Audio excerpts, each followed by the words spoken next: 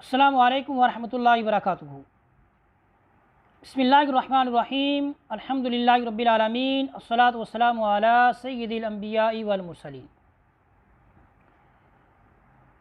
اللہ تعالیٰ کے فضل و کرم سے آج ہم حرف را کا مخرج پڑھیں گے۔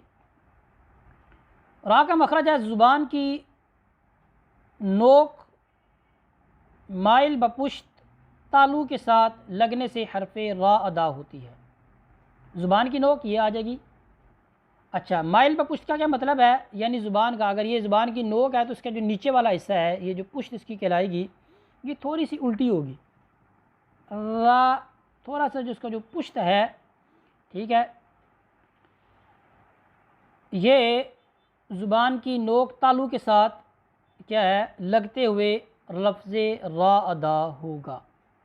ٹھیک ہے، زبان کی نوک مائل بپشت تالو کے ساتھ لگنے سے حرف را ادا ہوتا ہے۔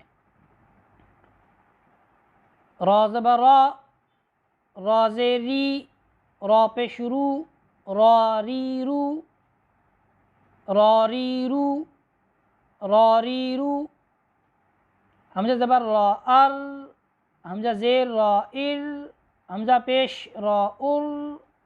اچھا یاد رہے، را جب ساکن ہوگی تو ہلکی سی اس میں تکرار آئے گا اس کے پڑھتے وقت، جیسے ار، لیکن ار نہیں کرنا، ار، ار، ار، ہلکا سا اس میں تکرار آئے گا۔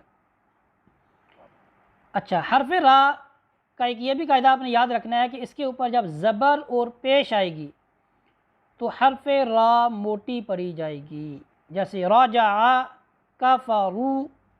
دیکھیں یہاں پر میں نے را کو موٹا پڑھا ہے، لیکن جب را کے نیچے زیر ہوگی تو را باریک پڑھی جائے گی۔ اس کے علاوہ بھی جو ہے را کے قواعد ہیں، وہ جب ہم علم القواعد پڑھیں، علم تجوید پڑھیں گے تو اس میں کیا ہے ہم آپ کو آگاہ کریں گے۔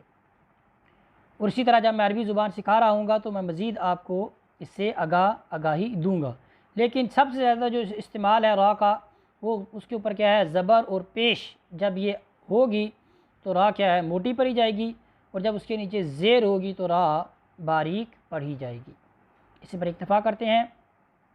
وصلی اللہ علی سیدنا و مولانا محمد و بارک وسلم علیہ والحمد للہ رب العالمین۔